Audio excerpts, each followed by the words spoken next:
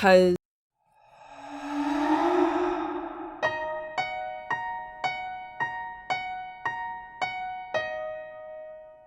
Welcome to Haunted Hospitality, Southern Stories Told by Spooky Gingers. I'm Robin. And I'm Zoe, and I have a story for you today. However, Robin, first, how's life? Thank you for asking. So, I have debated doing this so much, Zoe. Okay. Because it's kind of a weird thing to do. But, back before I got a new car, I was driving the route toward the area where your house is. And so, for those who don't know, it is about a 30-minute drive for me to Zoe's every day. Mm-hmm. I don't drive here every day. Every 2 weeks it's a 30-minute drive. And I go over at least 2 interstates. And so I made up a song. Oh, no. I know. I'm so sorry. To the tune of Over the River and Through the Woods. Oh, my God. But about going to your apartment. And I only decided to actually do this officially just now. Okay. Okay. Over the interstate and also that other interstate to Zoe's apartment I go. I forgot to get gas and my gauge doesn't work, so am I on E? I don't know. Over the interstate and also that other interstate to Zoe's apartment I go. There's a car on the side and it has a flat tire, but I have no skills, so I go. Over the interstate and also that other interstate to Zoe's apartment I go. We are 2 friends and we have a podcast and we hope to scare our listeners. That's the end. Bravo. Thank you. Bravo. Thank you. Robin, I've never heard anything. It sounds like a Christmas carol. It's beautiful. Thank you. Thank you for sharing that. Can that become our new jingle? Just at the beginning of every episode. Screw the do. Yeah, Zoe, I cannot stress to you how much effort I put into that. I'm replaying it at the end of this episode. I hope you know. That little clip is going to be plastered everywhere. I really took my time thinking about it. And I was like, because I was going through, the drive. And I was like, I had time. And I was like, well, what's this verse should be? Now, should it be my gauge doesn't work? Or and yeah. So your new car's gauge doesn't work? This was written before the new car. Gotcha. Okay. Yeah, I got the new car earlier this week, but I figured it was about today since you had to sit in traffic. No. I mean, I did have to sit in traffic, but I was jamming out to Taylor Swift's Evermore because my car has Bluetooth now, so I can do that. And so listening to "'Tis the Damn Season" while you're driving is a totally other experience, guys. I'll take your word for it. But yeah, my gauge currently works, and it's actually amazing because I haven't driven a car that had the gauge work in forever, and it's just a really lovely experience to know that I know how much gas is in my car. Yeah, I can imagine. Yeah, so Zoe, how's your life? Well, I'm not making up songs. Aw, that would be the best coincidence ever. I do have a song that I made up about toes, however, I can't sing, so I'm not sharing it on this podcast. Okay. Or with you, ever.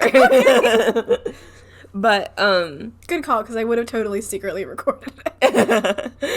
But, so 2-parter kind of for my life update. I've been trying to get back into listening to other people's podcasts beyond the one that I was binging.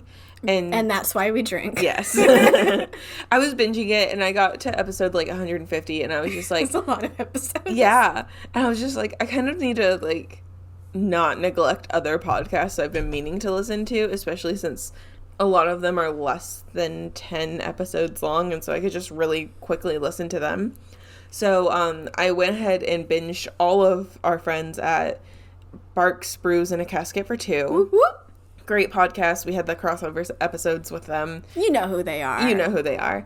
I also finally caught up to the Internet Witches. Whoop, whoop. Hi, Liv and Amber. And so they're great. We love them. We're Twitter friends with them as well. Mm-hmm. Both very good podcasts. Highly recommend. Yeah. And the thing I like about them is that they're so different from our podcasts. They are, yeah. And I feel like, and that's why we drink, is kind of where I got the idea for what I wanted the podcast to look like. Obviously, it's melded and grown since then because your influence. Yeah. But listening to podcasts that are just so much different, I'm able to like just sit there and listen to the podcast instead of being like, ooh, should we do that? Ooh, we do that better, you know? Yeah, yeah. And then, so the second thing, Robin. Why are you saying that? Okay. For the first time since high school, I started and finished a book in one day. Really? Yes, I am so excited. It's been so long since I, first of all, finished a book I read for fun, you know? Because I've just been so, like, mentally exhausted, but I had a vacation. I was able to regroup, you know? And a mental health break, isn't that lovely? Exactly, yeah. So it kind of helped that I had listened to this book before, because I went through a stage where I was listening to audiobooks as well. So it's a book called The Watchmaker's Daughter by C.J. Archer. Great book. Highly recommend it. Like, beautiful. Is this the romance one? Yes. Okay. So basically, like, I'm not going to give spoilers because it is a whole series. And there's something that if I were to write this book, it would be kind of on the dust cover in the synopsis section. However, it doesn't get revealed, like, 3/4 of the way through the book. So I'm not going to talk about that. So basically the story starts with India Steele. Yes, that's her name. Not Steele from India, but her name's India Steele, and she runs into this guy. His name's Matthew Glass. Steele and Glass. That's bizarre. Anyway. I'm just thinking about Anastasia Steele from 50 Shades of Grey. Oh, is that her last name? I think so. But, so basically, like, her father was a watchmaker, and this is, like, late 1800s London. And her father's a watchmaker, and she knows everything about watchmaking, but the guild of watchmakers won't let her into their group because she's a woman. And, you can't sell your wares without being a part of the guild. So, she gets engaged to this guy who's also a watchmaker, and then her father is like, oh, you'll be the owner of the shop, technically, but India can sell her watches. And the guy's like, yeah, she can do that. And then her dad dies, and her fiance's like, my shop now, get on the streets. No. Yes. He just wanted the shop. Yes. So, he's now her ex-fiance. And she meets this man, like I said, Matthew Glass. He's an American.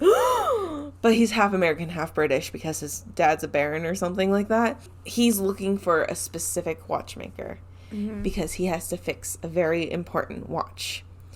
And India is like, I know all the watchmakers. I can help you find him. And the guy's like, okay, live with me. I'll pay you. Also, I am deeply, deeply in love with you. Yes! And India's like, oh, wow, he's being flirtatious towards me. I mean, that's just the way Americans are. Saying I'm deeply in love with you is not being flirtatious. Well, he doesn't actually say that. Okay. Yeah, but, like, it's like, so clear he's 100% in love with her, infatuated with her. This is and amazing. She does the dumb protagonist thing of, he can't possibly be infatuated with me because he is a gentleman and I'm just a shopkeeper, you know? And it's beautiful. It's one of those things where she recognizes she is physically attracted to this man, but she's like, no, it can't be. I love those. I love those. I love them so much. And, like, anytime he's flirtatious towards her, she's like, he's just joking again. And it's great. I love it. So, yeah, I read the first book in a day. I started it on my lunch break, and then I stayed up until, like, 11 last night reading it. Yeah. And so I actually downloaded the second book, and I started reading that as well. It's called The first one's called The Watchmaker's Daughter. The second one's called The Map Maker's Apprentice. So, cool. Yeah, it's great. I highly recommend those books, especially if you're into trashy romances like me. Yeah. Not trashy romances like the 50 Cent novels, you know, but like fantasy romances. Okay. Yeah. Sounds good. Thank you. I asked her to lend me this book, and she was like, it's on my Kindle. It's on my Kindle. Yeah. I can lend you my Kindle once I start reading a physical book. That'd be lovely, yeah. I Okay. will take good care of your Kindle. Thank you. Not everybody would lend an electronic device. It was given to me when because it's one of the oldest Kindles. And so my grandfather, he was reading hundreds of books on that because my grandfather reads like it's going out of style. And he's like, hey, I just got the backlit one. Do you want this? And I was like, heck yeah, I do. So. Okay, cool. But that's my life. Did you already give your life update? Yes, you did. You sang me a song. I wiped it from my memory. So before I get into the Something Southern, which I have prepared for you, yes, I would like to read another review we have. So yes, we are reading these as we get them at the start of our episodes, just one per episode. But like we said last time, reviewing is the best way to get a podcast's name out there. And we just really appreciate it when you guys do this, so we will read it out in the episode. So, and this may be my favorite review we've got. Yeah. Okay, so I'm a bit salty about it, but... This is from Sean Charles. The title of the review is Simply Amazing with an exclamation point, and the body of the review says, "We love Robin." Why do you not like me, Sean? I think they like you. They just love me. Anyway, thank you, Sean. You made my day when I read that. Thank you very much. So yeah, you just made my day. Thank you, Sean. But yes, illegal reviews aside. Illegal reviews. Because I must be the loved one, Robin. I have to be. Oh, gotcha. For my ego. For your ego. For my ego. Okay, I love you. And you don't count. I'm kidding. Congratulations, Robin. Thank you. I'm bowing. Bow. Yes. Bow. Thanks, Charles. Thanks, Sean. Sean Charles. Charles. Sean Charles. Oh, yeah. That's cool. Mm-hmm. Okay, so on to the Something Southern. Yes. In Bowman, South Carolina, Woo. Zoey, there is a UFO Welcome Center. Okay. It is made to welcome the aliens when they reach Earth. If you look at it, it looks like two UFOs stacked on top of each other made from, like, scrap metal. Uh-huh. There's a little UFO on top and a bigger one on the bottom. Inside these UFOs, you will find an AC unit and a toilet. Oh, okay. To help the aliens be comfortable. Okay. I would like to imagine that there's a little brochure in there about what Earth is. Like, well, so you've reached down Earth for the first time. Maybe there's, like, a list of roadside attractions that they can go to, since they obviously like roadside attractions since they came to the UFO Welcome Center in Bowman, South Carolina. Uh-huh. Maybe the biggest rubber band ball. There could be a little bit briefing about American politics, which is just super fun for everybody. So I wanted to share with you that there was a little welcome area for them when they do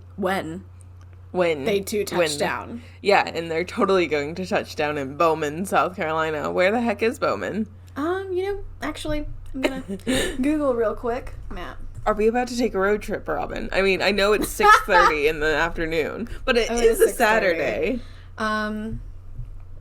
Oh my god. So, okay, here's Bowman so far. Oh. It is one gray thing highlighted in the middle of nowhere. I'm backing out.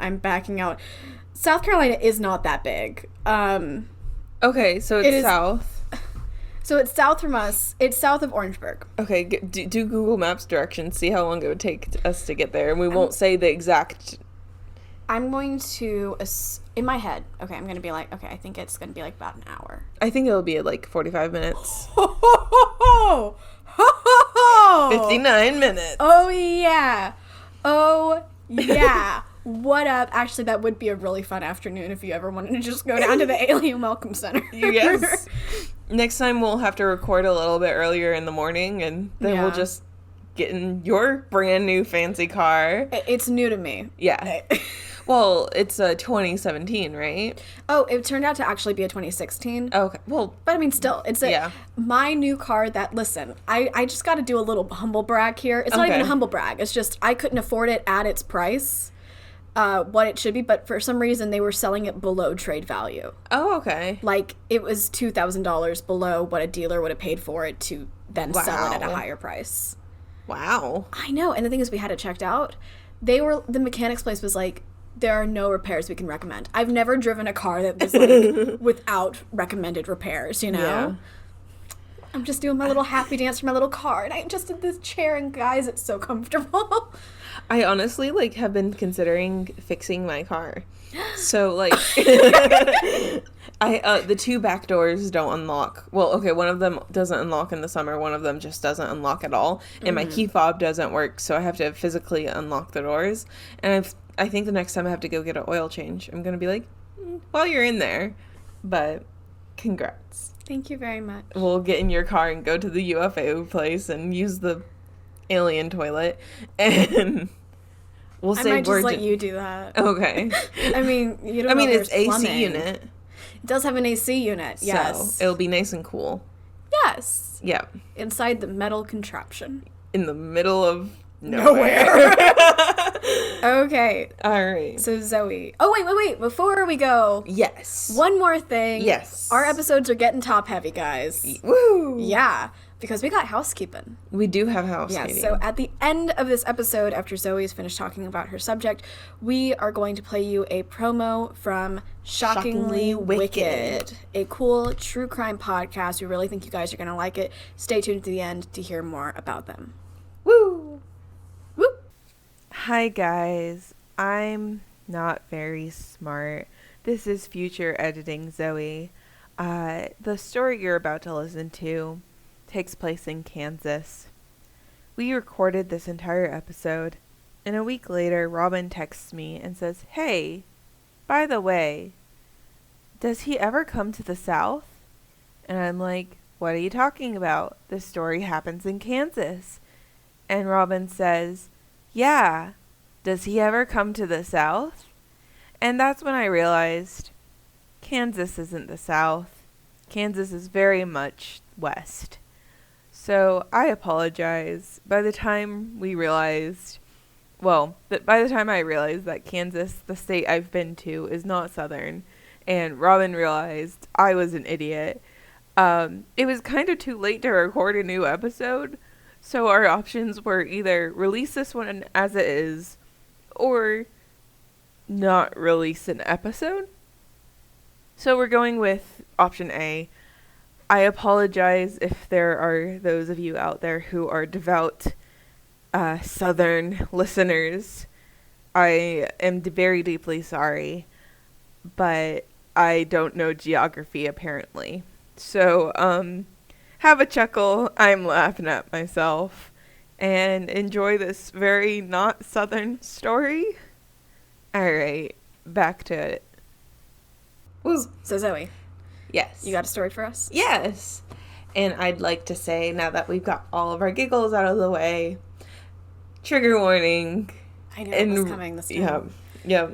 Death, obviously, sexual assault, and torture. So, this is a gruesome one. Yeah. I'm going to kind of keep it PG-13, so if you guys are familiar with this story, and you're like, excuse me, you didn't mention this specific thing, it's because I purposely cut it out. And honestly, this story could have an entire podcast dedicated to it. Like a podcast, like not even just episodes, just a whole thing. Just a whole thing. I'm covering BTK. So, have you heard of BTK? I only know that they exist and that he is a white man, and I've only heard tiny little snippets from you, but other than that, I am a blank slate. Okay. It was one of those cases where he killed a lot of people and then went dormant, and then DNA was able to solve the case years later, if that makes sense. So, BTK stands for Bind, Torture, Kill. That's what he started calling himself in the newspapers and stuff like that, because he would write letters to the newspaper. Man, why do they all do this? I don't know. And he was only caught because he wrote letters to the newspaper. I'll get to that in a minute. But he was active between the years of 1974 and 1991. And then he went dormant. And then in 2004-ish was when he came back around. So, yeah. So it was a good gap. But he killed people in Wichita, Kansas, and Park City, Kansas. So his name is Dennis Lynn Rader.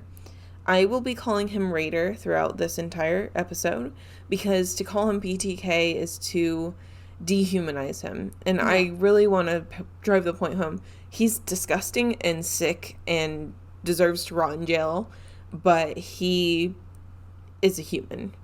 So... And to call him BTK is almost to, like, glorify what he did. Exactly. And that's not what we're about. No, not at all. I'm going to go ahead and give the background knowledge of him before I get into the murders. He was one of 4 boys. Both of his parents worked a lot, and they didn't really have time for their kids.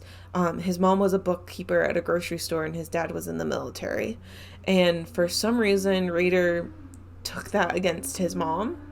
He didn't really hold it against his dad, but he did hold it against his mom. And he felt neglected by his mother. And so he kind of developed this violence against women. So he started really young, as psychopaths usually do. And he was later diagnosed as a psychopath. So I'm not just throwing that term around. When you say he started really young, do you mean his crimes? Yeah. Okay. Yeah. So it started with, like, just sexual fantasies about torturing and trapping helpless women. He would torture, kill, and hang small animals. He had fetishes of voyeurism, like the public act of anything sexual in nature. Autoerotic asphyxiation, so choking for sex, and he would choke himself for sex, and cross-dressing. At this point, I do want to say he was not trans. He did not think he was a woman. He would dress as a woman in the clothes that he stole from women in his neighborhood and from his victims, and he would torture and bind himself because he was pretending to be them. And it was kind of part of his sexual fantasy. And so, not trans at all. We stand by our trans brothers and sisters. Yeah. So, I don't want to smear their name with this disgusting pile of filth. Yes. So, he would spy on women in his neighborhood in their own clothing that he stole from them, and all the way down to the underwear. So, that was when he was younger. Oh, shoot. Yeah. Okay, I'm sorry. I thought this was like I thought we were zooming ahead on him. Nope. But nope. Okay. All of this was while he was younger. Gotcha. Yeah. So he attended Kansas Wesleyan University, but he dropped out only after a year because he only would ever get like a C+. A C+ was the highest grade he would get. And he would write and speak, and you can hear how, like, he was provided an education. He has an associate's and a bachelor's degree. Like, I mean, he has an education, but he just sounds uneducated. It's really bizarre. But the most he would get was a C+, like I mentioned. So he dropped out of the university that he attended straight after high school. Then he served in the Air Force from 1966 to 1970. He moved to Park City, and he worked in the meat section of the supermarket where his mother was a bookkeeper in 1971. So this was 3 years before the murders started. He married Paula Dietz, and they had 2 children, one boy named Brian and one girl named Carrie. In 1973, the year before he started murdering people, he started at Butler County Community College, and he got an associate's degree in electronics. And then he graduated with a bachelor's degree from Wichita State University in the administration of justice. How ironic. So, he worked as an assembler for an outdoor supply company. I'm guessing like they sold sheds and things like that. And he put them up? Yeah, he would put them together and stuff like that. Okay. And then in 1974, the year he began killing, he started working for ADT Security Services. And he would install security systems in the houses of people. And a lot of them would be like, oh, I'm so worried about this BTK killer. I need a security system.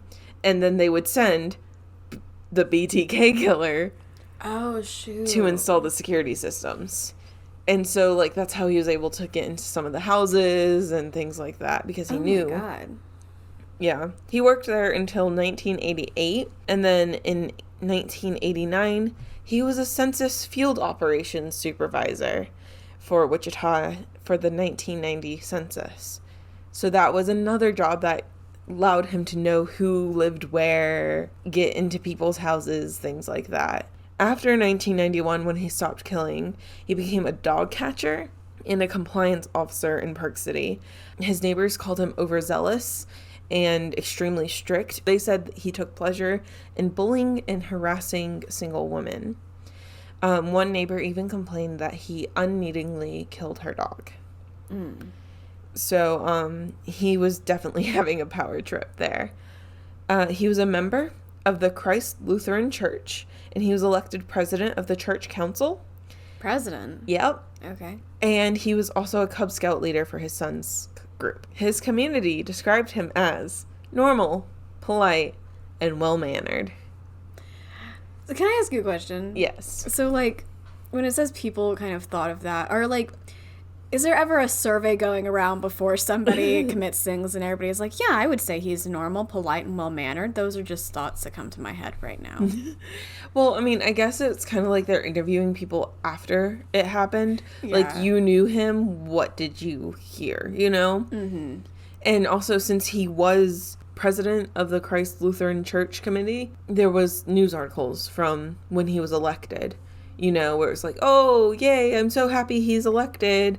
He's a great guy, kind of thing. So that's where they kind of pull those things from.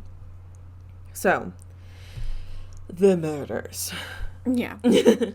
So the first 4 victims of Rader were Joseph, Julie, Joseph Jr., and Josephine Otero. So it was all one family? Yes. Okay. Yeah. So Joseph and Julie were the mom and dad.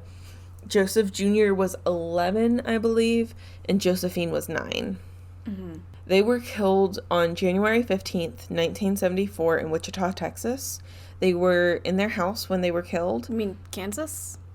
What did I say? Texas. Yeah, I totally meant... I was thinking of episode 4. Yeah, I was like, oh, are we going to bring up that it was the same place? No, Wichita, Kansas. Sorry. Their bodies were discovered by the family's 3 older children when they came home after school. Oh. He held the family at gunpoint to keep them compliant as he killed them one by one. He killed the father first. Well, okay, he put a bag over the father's face, and then he went to attack the wife, but the father was able to chew through the bag, and so he had to put a t-shirt and another bag on top of him. He thought he killed the wife, and then he killed the little boy, and the wife came back and was like, you're killing my son, stop it, stop it. So he kills her, and then he takes the little girl downstairs. He hangs her from a sewer pipe. So later, when he's arrested and caught and all of that, he gives a 30-hour statement about everything that he did. And you can find it all online. But he always referred to killing the family as putting them down. Like a dog. Like a dog. And, like, it was for the good of them. And this was a Hispanic family as well. So I'm like, ugh. Mm-hmm. But the children came home. The other children who didn't die, Charlie, Danny, and Carmen, they came home and found the bodies of their parents and immediately went to the neighbor for help. They asked the police officers when they appeared, can you please make sure that Joseph Jr. and Josephine don't see them? Oh, no. And then the police officers had to be like, they were in there too. They're dead too. So I don't know why the 2 younger kids weren't at school, but they weren't. Mm-hmm. And Joseph wasn't supposed to be there either. So it was supposed to just be Julie, Joseph Jr., and Josephine. But he ended up staying home from work that day. But do you think Rader planned that, or do you think that... Yes. So it's very, very crucial to his MO that he will stalk somebody for months before he'll kill them. So somehow he knew the 4 of them would be there. Well, he knew that Julie, the mom, and the 2 younger kids, he knew that they would be home. It just happens to be the day he decided to attack that the dad was also home. Gotcha. Yeah. And then he wrote a letter describing the killings in extreme detail, and then he stashed it in an engineering book at the Wichita Public Library, and it sat there for years until 2004 when he told them, hey, did you look at that book, by the way? Yeah. So nobody just picked up that book? And no, it was an engineering book at a library. Nobody's going to read that, you know? So in that letter, and I'm going to read it exactly as he types it out. So, I'm sorry this happened to society. They are the ones who suffer the most. It's hard to control myself. You probably call me psychotic with a sexual perversion hang-up. Where this monster enter my brain, I will never know. But it here to stay. How does one cure himself? If you ask for help that you have killed 4 people, they will laugh or hit the panic button and call the cops. I mean, yeah. Yeah. Yeah. So he stashed that. Obviously, nobody read it. Nobody, whatever, you know. Or nobody said anything about it. Right. Yeah. So April 4th, 1974, so a few months after, he killed Catherine Bright, a 21-year-old woman. She was stabbed 3 times in the abdomen in her own house. Her brother was also home, and he was shot twice. She made it to the hospital after she called 911, but she died shortly afterwards, but he survived. And I actually was able to watch a video of his victim impact statement, and which, if you don't know, it's a statement that you read at court that basically is 100% emotional, basically saying how being a victim or being a family member of the victim of somebody has impacted your life. Mm-hmm. And it is, because he comes up and he starts talking about his sister, and at first it seems like he's almost, granted this is years later, but it seems almost like he's just reading words on a page. But then as he goes on, like, his voice cracks and he's like doing like the fidgeting thing, you know, where people are trying not to cry, and it's just like, whew. And he has permanent nerve damage from being shot. So, man. Yeah. So March 17th, 1977. So 3 years later, almost to the day, well, a month less, he killed Shirley Van Relford. She was strangled by a rope, and her body was found tied up in her house. Her children had been home while she was murdered. He had talked to the 5-year-old who was bringing Shirley some soup because she was sick. So she sent her 5-year-old down to the store to get some soup. Rader spoke to the child, followed him home, and was able to get inside the house. He turned off the TV, closed the blinds, pulled out a gun, and then tied up the oldest child. The mom at that point came in, and she was kind of like freaking out. And so he made her help him put the kids in the bathroom. And he said he made them comfortable with blankets and toys. And it's just like, that was really what he said. He said, I'm going to make you comfortable. And it's so weird because the brother that he shot as well, he put a pillow under his bed to make him comfortable. Like, it's so weird. This guy is out of it. Yeah, because he'll, like, stab someone, try to make them comfortable, and then kill them. It's very bizarre. And he, like I said, he talks about them like he's putting them down. Oh, another thing I didn't mention, I think it's in my notes later. He believes that every person that he kills will serve him in the afterlife. Isn't that exactly what the Zodiac Killer thought? It's what a lot of killers seems to think. Weird. Yeah. And so I don't want to get into what he thinks they will be doing. Mm-hmm. Yeah. You can probably guess. Yeah. Yeah. He thinks every person he's killing will serve him in the afterlife. But yeah, so he put the kids in the bathroom. He tied the bathroom door shut, like he tied a string around the doorknob, and then tied it to another door so they wouldn't be able to open the door, but there was still a crack that they could see through. And so they had to watch as Rader tied down their mom. She was sick, like I said, so she threw up. So he brought her a glass of water and tried to comfort her as he tied her legs, then arms, and then he strangled her with a plastic bag over her head. And the whole time, of course, she was screaming, "Please don't hurt my kids." Yeah. So, which the kids could see and hear all of this. Rader did plan on killing the children too. However, while he was killing the mother, a phone started ringing and it kind of pulled him out of his sexual fantasy, and he just gathered his things and left. And later, when he was arrested, one of her kids was actually able to positively identify Rader. So they saw him and they were like, yes, that is the man who killed our mother. I feel so bad for those kids. Yeah. Their lives just changed completely. I think the oldest one was 9 at the time. Yeah. So, then December 8th, 1977, so the same year, he killed Nancy Fox. She was strangled by a belt. She was killed in her house. She was alone in the house. And so he called the cops from a payphone down the street. And it was like a 5-second call, like a very short call. And he just said, "There's been a homicide at this address." And then he hung up. And so I wonder why he called. he wanted the bodies to be found, you know? Mm. He had project names for all of these killings. Because, like I said, he would stalk them ahead of time. But I think this was called, like, Project Fox Hunt. Because her last name was Fox.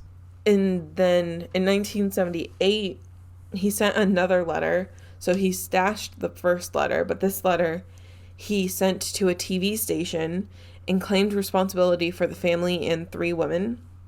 The letter was what finally led authorities to announce that there was a serial killer. Oh. Because prior to this, they were just investigating them as individual crimes. So he wanted people to know it was Him. without knowing that it was him. Yes. And this is also where he became known as BTK, a name he suggested for himself. I hate that they gave him the name he suggested for himself. Yeah, so he said the code words for me will be bind them, torture them, kill them. BTK, UC, be at it again. They will be on the next victim. And then I'm going to read you a brief snippet of the letter that he sent to the newspaper. So he would also write poems about each individual killing. And he would originally send them to the newspapers, but they weren't publishing them. And so he says, "I find the newspaper not writing about the poem on vain, unamusing. A little paragraph would have been enough. I know it's not the media fault. The police chief, he keep things quiet and doesn't let the public know they're a psycho running around loose, strangling mostly women. There are 7 in the ground who will be next. How many do I have to kill before I get a name on the in the paper or some national attention? Do the cop think that all those deaths are not related? Golly gee, yes, the MO is different in each, but look, a pattern is developing. The victims are tie up, most have been women, phone cut, bring some bondage matter, sadist tendencies, no struggle, outside the death spot, no witness except the Vanes kids. They were very lucky. A phone call saved them." Oh, he mentions other people. That's what he does. He says, you don't understand these things because you're not under the influence of Factor X. The same thing that made the Son of Sam, Jack the Ripper, Harvey Glatman, Boston Strangler, Dr. H.H. Holmes, Pantyhose Strangler of Florida, Hillside Strangler, Ted of the West Coast, and many more infamous character kill. And then he says, how about some name for me? It's time. 7 down and many more to go. I like the following. How about you? And he suggests the BTK Strangler, Wichita Strangler, Poetic Strangler, the Bond Age Strangler, or Psycho, the Wichita Hangman, the Wichita Executioner, the Garrote Phantom, the Asphyxiator, and then he signs it BTK. Oh my god. Yeah. Okay, there's a lot wrong with it. There's a lot going on there. One, it seems like he was just workshopping names. Yeah. 2, this guy's subject-verb agreement is just shot. Yeah. like I said, he just sounds uneducated. Because, I mean, like, there are some people who, like, don't write with good grammar or anything. But, like, you also know you wouldn't speak that out loud. Right. And when you hear him speak, he speaks very similar. Wait, really? Yeah. Huh. Yeah. Okay. It's bizarre. But I do want to really quick read one of the poems that I was able to find. Mm-hmm. So his poem was about Nancy Fox. Okay. And it's supposed to be sung to the tune of another song that was popular at the time. I don't sing. So yeah, that's fine. It's called Oh, Death to Nancy. What is this that I can see cold icy hands taking hold of me? For death has come, you all can see. Hell has opened its gates to trick me. Oh, death, can't you spare me over for another year? I'll stuff your jaws till you can't talk. I'll bind your legs till you can't walk. I'll tie your hands till you can't make a stand. And finally, I'll close your eyes so you can't see. I'll bring sexual death unto you for me. Yeah. So he talked about that Factor X thing that he says is in his brain that also brings Son of Sam, Jack the Ripper, a lot of other serial killers. He says that he has the same thing and that they'll never understand him because they don't have that. Okay. In 1979, he attempted to kill Anna Williams, but she returned home later than he expected because she decided to go visit friends. And he eventually left because she didn't get home until very, very late. And he was absolutely livid that she didn't show up on time. Mm-hmm. However, for some reason in his brain, since he didn't kill her the day he decided to, he wasn't able to kill her again. Hey, go Anna Williams. I know, right? 63-year-old woman? Like, yeah. Oh, wait, nice. Then on May 5th, 1985, Maureen Hedge, 53, was found dead on the street, strangled with his hands. He killed her on April 27th, so several days earlier. He got to her house, and she was supposed to be alone, as is her habit, but her friend was there. And so he hid in her closet until her friend left at 1 a.m. Oh, my God. And then when her friend left, he waited for her to sleep, and then he killed her. And that friend was like, we had just had a party. It was great. I had just seen her. And then she went missing. He took her dead body to his church.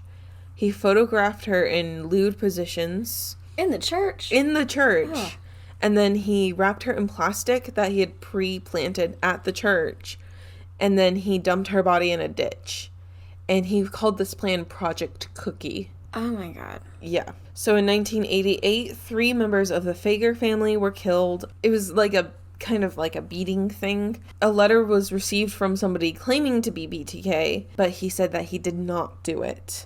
He did say that the killer did admirable work, though.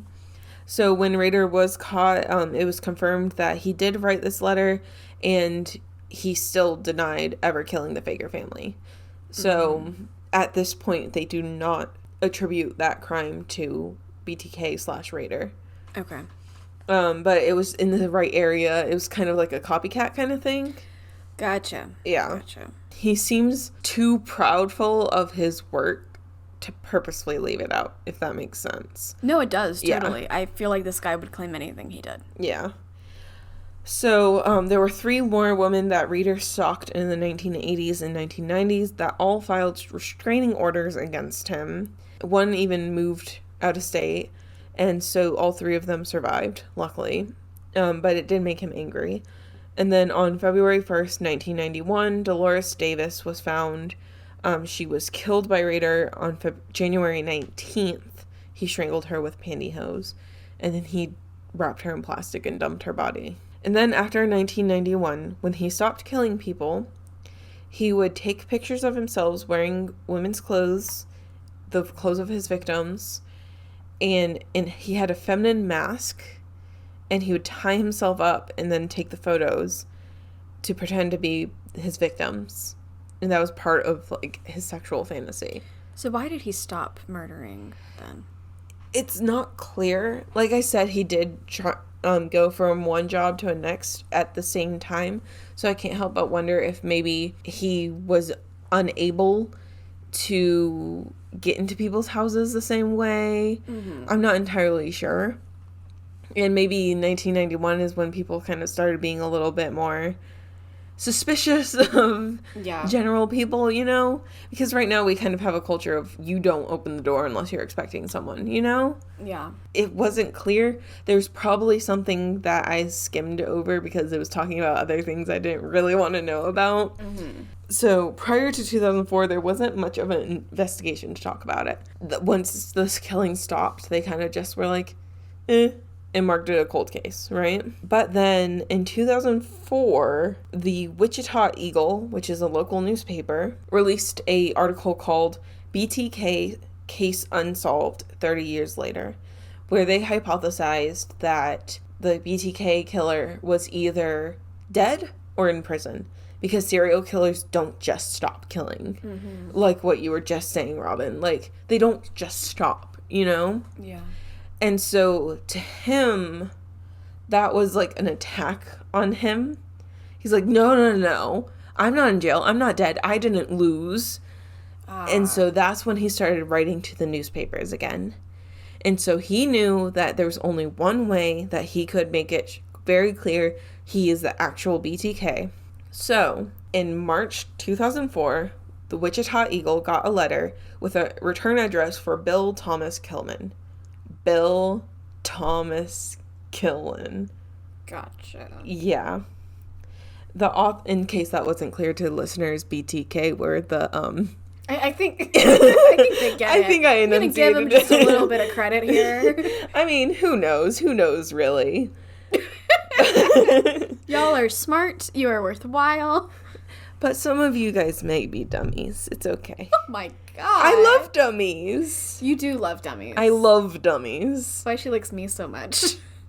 Kari made that same joke earlier today. Wait, I'm sorry. Is this the second time today you've said how much you love dummies? Well, Kari did something very dumb this morning. Okay. I forget what, but it made me love him more. Okay. So it's okay.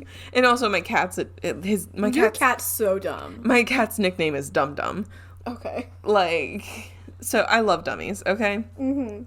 But yes, so he sent in a letter and he claimed to have killed Vicky Weggery on September 16th, 1986.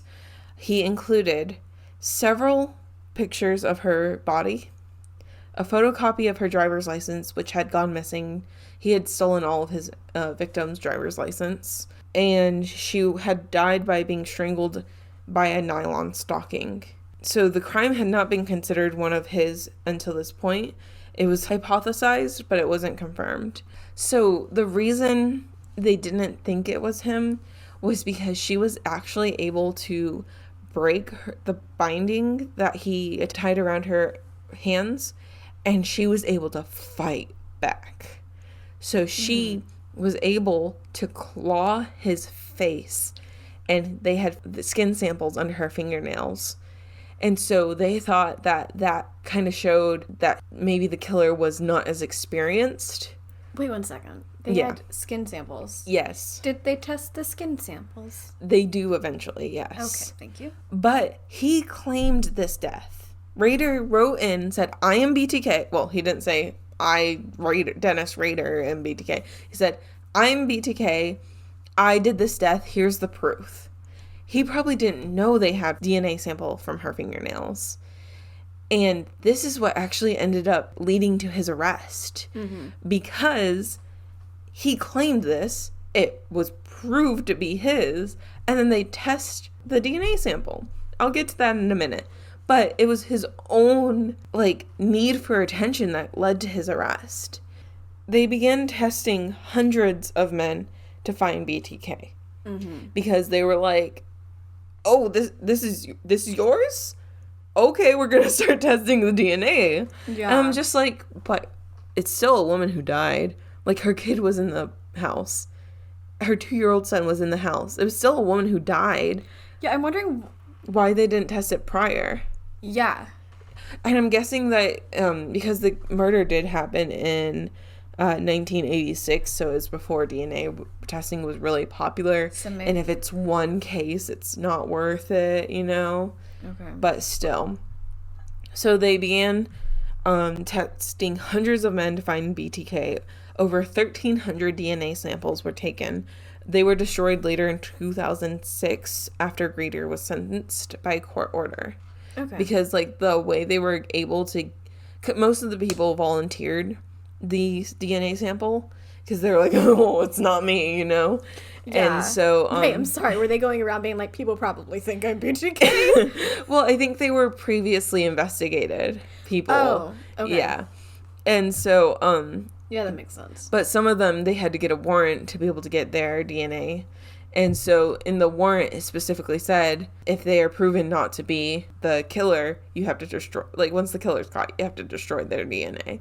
So they did so. Something that's actually kind of funny is that the lead detective on the case, his name was Lieutenant Ken Lodwer. A lot of people thought he was BTK, because it's kind of like one of those things where they involve themselves in the case, you know? Yeah. But he willingly provided his DNA sample, and so his DNA samples was one of the samples burned later in 2006. Mm-hmm. So in 2004, the same TV station that he originally sent the second letter to, they received a letter with chapter headings for a book called The BTK Story, some fake IDs, and a word puzzle. I wasn't able to find the word puzzle. Then in June 2004, a package was found taped to a stop sign with graphic descriptions of the Otero family murders. A sketch called The Sexual Thrill Is My Bill. It also had a chapter list for the same proposed book, The BTK Story. Mm. In July 2004, a package was dropped into the book return at a library that included more things like the confession to the death of Jake Allen in Argonia, Kansas, earlier that month. However, the 19-year-old, his death was ruled death by suicide. So they did not say, they're like, no, he didn't do it. That didn't match anything. In 2004, a manila envelope was dropped in a UPS box with cards and images of terror and children in bondage pasted into them. There was also a poem threatening the life of the lead investigator, Lieutenant Ken Lodwer. And it also had a false autobiography. So he wrote an autobiography of BTK. But it wasn't his life. However, it did have a lot of similarities. Okay. The same day he dropped off the envelope, he found his next victim. It was a woman. He stalked her because she had a normal routine, and he had planned on killing her in the spring or fall of 2005, but he was captured before he could. Thank goodness. Good for her. In December 2004, the police received a package in a park, and the driver's license of Nancy Fox and a doll bound at the hands and feet with a plastic bag over its head was also in that package. He continued to leave letters and boxes and dolls. He would send them to news stations. He would leave them in public areas. He would send them to the police. And then there was one case where he left a cereal box in a parking lot, and there was surveillance footage of that parking lot. And you can see a dark figure get out of a Jeep Grand Cherokee, a black Jeep Grand Cherokee, put the box down, get back in the car, and drive away. So you couldn't see the license plate, you couldn't see any details, but you could tell it was a Jeep Cherokee. Okay. So, after more and more letters, boxes, things like that, he's really just asking for it. Yeah, really. Yeah, he really is. And in a letter to the police, he asked, okay, I was laughing at this. I know it's not very, couth, but he writes to the police in one of his packages, and he says, "Dear police, if I write something on a floppy disk, and I give you the floppy disk, will you be able to trace it back to me?" And then the police take an ad out in the newspaper. Full page. And they say, "Dear BTK, if you give us a floppy disk, there's no way ever at all in the slightest chance we would ever be able to trace it back to you. What? That is worse than sloppy. That's just stupid. That is so stupid. So on February 16th, oh my God. 2005, Rader sent a purple 1.44 megabyte floppy disk to Fox TV with a letter, a gold necklace that was taken from one of his victims, and a photocopy of the cover of the book, Rules of Prey, which is a serial killer book. And the police took the floppy disk and immediately went to the metadata of the Word document that was on there, and they found 2 phrases: Christ Lutheran Church and Dennis. So they Googled Dennis Christ. That's all you have to do at that point. And they found Dennis Rader, president of the council at Christ Lutheran Church. So they find his address, they drive by his house, and oh, look at that. Parked in front of his house is a black Grand Cherokee. Oh, Jeep Grand Cherokee. Oh my God. Yes. Okay, but all of this is circumstantial evidence. So they're like, nah, if we're going to arrest this guy, we need to get something. That is true. So now you know who did it. Yes. But now you got to make sure you're doing it the legal way so he doesn't get off on anything. Yes. Okay. I'm here with this. So they subpoenaed. No, sorry, I've never heard somebody pronounce the sub and subpoena. They got a warrant. Okay. They got a warrant for his daughter's pap smear test. Yeah. And then they matched the DNA found under Vicky's fingernails, and they concluded that she was very closely related to the DNA. Okay, can I just real quick? Yeah. Carrie did say that she felt like it was a major invasion on her privacy. I agree. Okay, good outcome. Good outcome. Is the outcome worth it? Because people didn't. Yeah. Yes. But do I like the idea that like anybody can go in for a pap smear and apparently it's not private? Yeah, like I don't like that. No, I don't like that either. Okay, just had to put that out there. Yeah. Happy about the outcome. So happy. 100%. Oh, that's saved people's lives. But the moral question, it's very... No.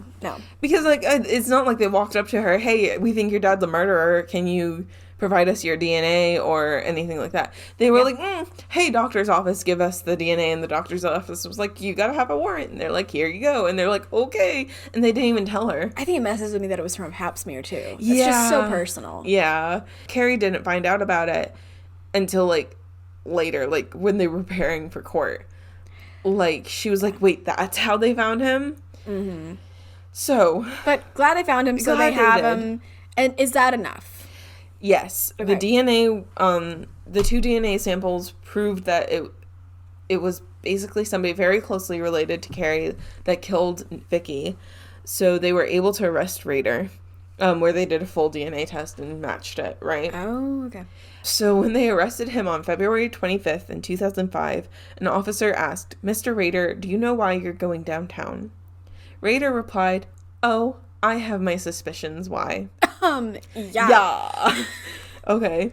So they searched his house and car, taking his computer, a pair of black pantyhose found in the shed, and a cylindrical container. Couldn't find that container anywhere else. I had no idea what that was about. And then the church was also searched. And they found, like, the motherlode of, trinkets that he took from his victims, things like that. In the church, in his house, in his shed, in his car. Like, it was everywhere. He took photos of every single one of his victims. There was 10 total. He took photos of them. He took their underwear, if they were a woman or female. He would, like, he was insane. He was genuinely insane. And he would they found photos of him dressed in his victims' clothes. So he couldn't even say, like, oh, those aren't mine. No, they found nooks and crannies, false bottoms in his house. In his house where he raised his son and daughter and lived with his wife. They found, like, shelves with false bottoms where these things were hidden. They found a secret room where it was hidden. Like, insane. Mm-hmm. So, the next morning, the Wichita Police Chief, Norman Williams, had a press conference, and he announced, the bottom line, BTK is arrested. And the crowd roared in cheers, obviously. Mm-hmm. Like, it was a very powerful moment. I got to watch it, and it was just like, you know? Can you share me that video? Yeah, it's in my show notes if anybody else wants to see it, too. Oh, okay. So, I have several YouTube videos in here of the court proceedings and things like that. Yeah. So, the aftermath, now that he's arrested. So, on February 28th, 2005, Rader was charged with 10 counts of first-degree murder, which, as Robin told us in the previous episode, that means, like, they premeditated it, you know, like, it's a serious crime. He was 60 years old at the time of his being charged, you know what I mean.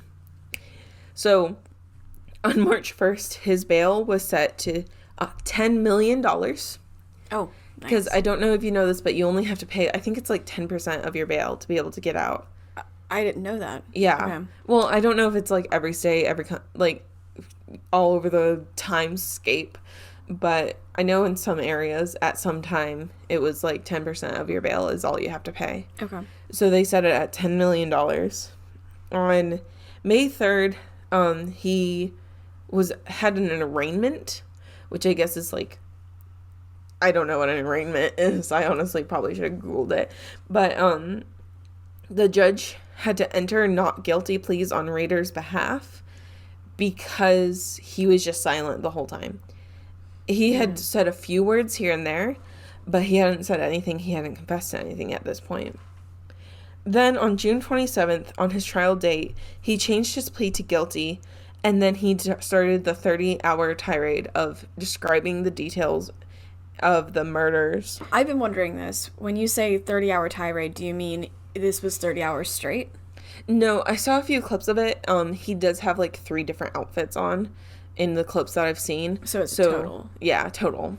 It's probably 30 hours of footage is why they have it the exact time, you know? Gotcha. On his trial date, he changed his plea to guilty, and he described the murders in detail with no apologies.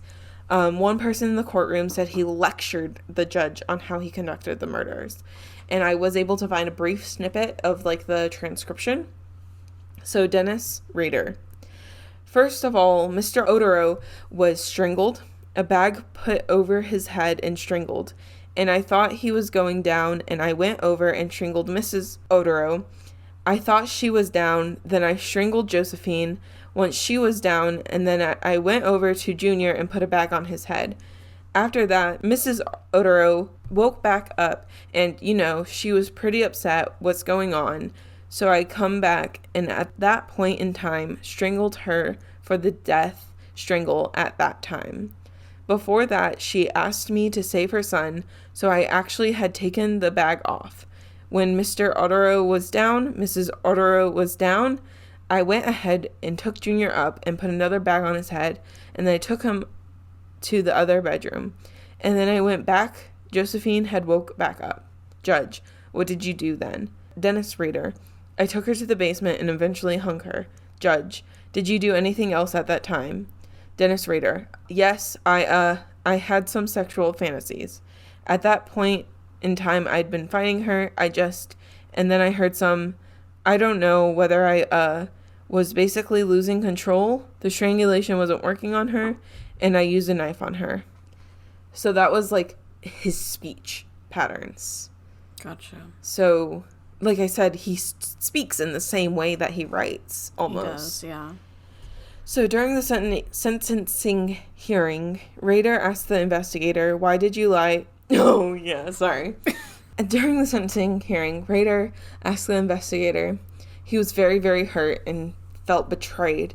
And he said, why did you lie about the floppy disk? And the investigator just goes, I was trying to catch you. Yeah. Yeah, it's so bizarre the way this man's mind works, right? Mm-hmm. On July 26, 2005, Rader's wife was granted a emergency divorce. Yes. Yup. It waived the normal waiting period, which I don't know exactly how long it is, but I think it's at least 6 months usually. Okay. So she was able to get an emergency divorce, and I think she had a pretty good case for it. Yep.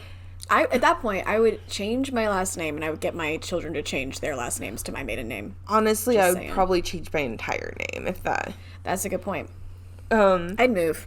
Oh, definitely, 100%. On August 18th, Rader's victims' families made impact statements, which is the one I watched that I mentioned earlier.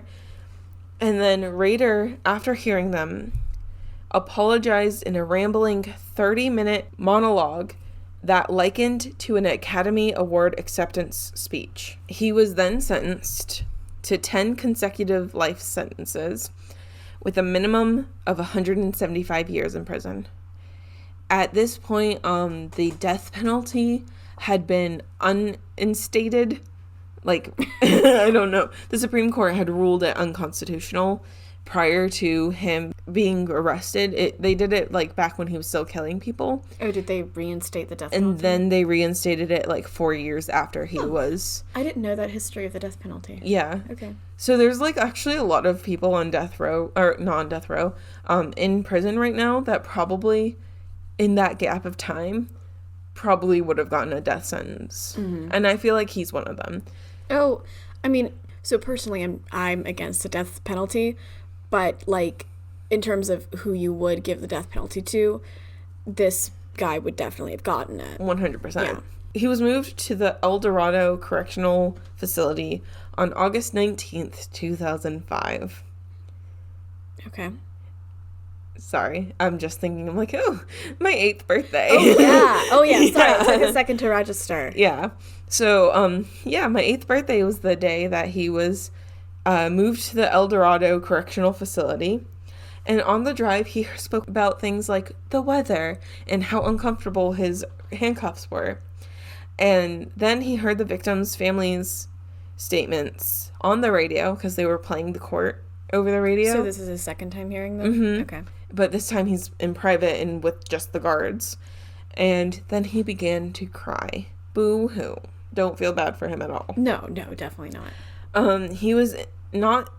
He was in, I don't know why I said he was not in, but he was in solitary confinement. He still is.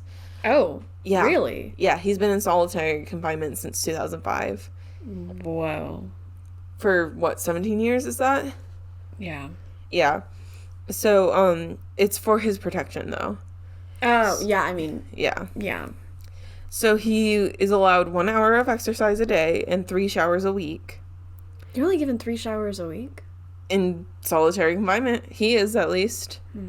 Which, honestly, solitary confinement to me is probably worse than the death penalty. No, I'm also thinking that, too. Yeah. Yeah. Yeah. The psychological stuff. Psychological. Yeah. Especially since it was only in 2006 that he was allowed access to TV, radio, magazines, and other privileges due to good behavior. I put air quotes around that, good behavior. Yeah. His 10 victims seem to be the only murders that he was actually responsible for. He did stalk and plan more attacks on many more. The estimation is probably around, like, another 10. So, but he didn't get to those. Like I said, there was those 3 women who, they did the restraining orders. There was the one woman who never showed up. There was the one woman who, he was planning on killing, but he was arrested first. Mm-hmm. And so they guessed that there was probably more that he just never got around to. Yeah. And he would watch them for months before he killed them. And so a lot of people think that maybe there's been a few that he was watching them, planning on killing them, and then they moved or something like that. Because things happen when you're living, you know? Yeah. The court required a psychological evaluation of Rader to determine if he needed the what is it called? Insanity plea? Yes, that one. Thank you. So he was diagnosed with narcissistic, antisocial, and obsessive compulsive personality disorders. He had grandiose sense of self. Got that. Yeah. He believes he was special, therefore entitled to special treatment. He has a pathological need for attention and admiration. Got that. And he has a preoccupation with maintaining order and a complete lack of empathy for his victims. Yeah, that all checks out. Yeah. He believed that his victims would serve him in the afterlife, like I mentioned before, which is a common belief amongst serial killers, and most of them are sexual in nature. Mm-hmm. Carrie, his daughter, says she still writes to her father and has forgiven him, which is, I believe, is very powerful. Mm-hmm. Because I've heard a lot of things where it's like you kind of need to forgive them for your sake, not their sake, you know? Yeah. But the fact that she still writes to him makes me a little, really? Like, I saw the footage of him walking her down the aisle of her wedding. And she says that they had a normal American family. She had a normal childhood. And she never would have guessed that her father, like, he never abused her. He never abused her mom. She never got those vibes from him. Her husband was like, no, he just seems like a normal father-in-law, you know? Yeah. So I have a feeling that there's something there that's like, she doesn't fully believe, you know? And so she's forgiven him, and she still writes letters to him despite the victims' families begging that he never gets his hands on writing materials or drawing materials, because he was an artist, and he would regularly draw his victims after they've perished and get off on that, you know? Yeah. So in 2019, Carrie did say that Rader had a stroke in 2018, but he still lives in solitary confinement. So he is dying, but he's still alive. So that is the story of BTK. Thank you for sharing that. Yes. It's a lot. And like I said at the beginning, I left not even all of it. So much out. And if this is... So we have a broad audience here at Haunted Hospitality. And some people like to hear... Not like, but some people don't mind the more intense details. Some people do mind. So that's what I was trying to, like... I was trying to hint at the details without fully saying them. So if you want to learn more information, there's one source that I very much recommend. It's Karisable.com, Karisable.com, and they had snippets of his confession and they went into pretty graphic detail. Gotcha. So, if you don't want to hear about that, stay away from it. But I think I'll stay away from it. But I appreciate the PG-13 look you gave. Yes. Yeah. But, yeah. All right. Thank you for sharing. You're welcome. Thank you for listening. All right. So we are at the end of this episode, but before we go, we want to share with you a promo from our friends over at Shockingly Wicked. They are a true Yeah, sorry. They are a true crime podcast. They started recently. They're Brianna and Brittany, and they have a really good conversational feel to them. It's a really good dynamic that I think y'all will enjoy. And they take a look at lesser known true crime cases. I recently listened to their episode, The Unsolved Murder of Dorothy Scott, and they gave a really good look at the case and the details surrounding it, and had really good conversations while telling the story. Anyway, here is their promo. Hey, I'm Brianna. I'm Brittany. And we are from Shockingly Wicked, a true crime podcast. And if you're tired of hearing about the same old cases and you like witty, dark humor in an unscripted fashion, you can give us a listen on any platform where you can find your podcasts. New episodes are released every single Tuesday at 5 p.m. Eastern Standard Time. Hope to see you soon.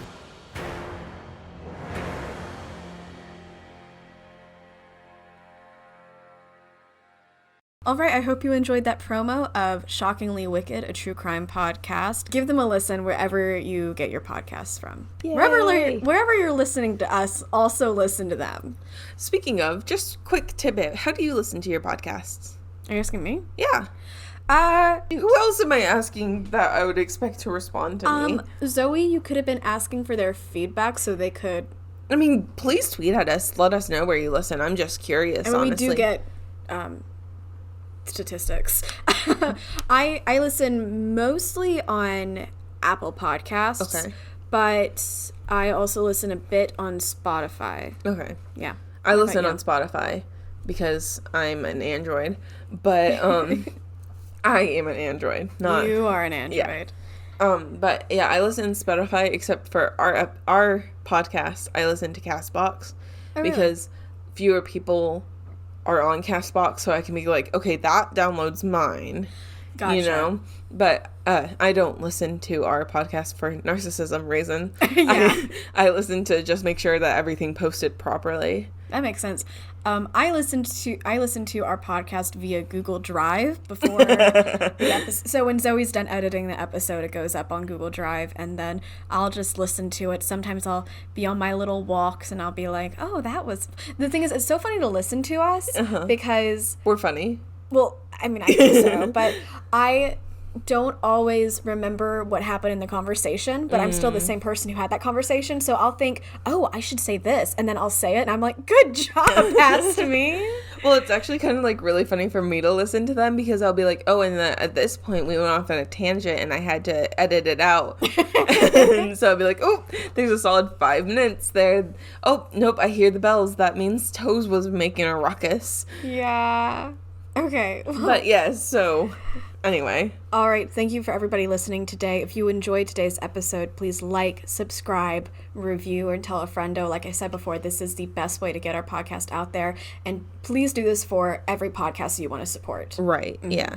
And if you want to see my show notes, sources, things like that, I have several YouTube videos that I link to in my blog about this episode. Please go to hauntedhospitality.wordpress.com. That way you can check that out. And also if you have your own spooky stories, let's say that there was a true crime thing happening in your town and you are on the front lines of it, or you have a ghost haunting that you'd like to share, I would really love to hear your hauntings. please email your stories to us at hauntedhospitalitypodcast@gmail.com, and we will have a spooky submissions episode where we read your stories on the air. Also, if you want your name and your review to be read, leave us a review at Apple Podcast. No? On Apple Podcasts. On Apple Podcasts. And we'll read it in front of our episode. Yes, and if you are in the Twitter sphere, you can follow us there at Haunted Host, and you can also find us on Instagram, Facebook, and TikTok at Haunted Hospitality. We hope to see you there. Stay spooky. Over the interstate and also that other interstate to Zoey's apartment I go. I forgot to get gas and my gauge doesn't work, so am I on E? I don't know. Over the interstate and also that other interstate to Zoey's apartment I go. There's a car on the side and it has a flat tire, but I have no skills, so I go. Over the interstate and also that other interstate to Zoey's apartment I go. We are two friends and we have a podcast and we hope to scare our listeners. That's the end.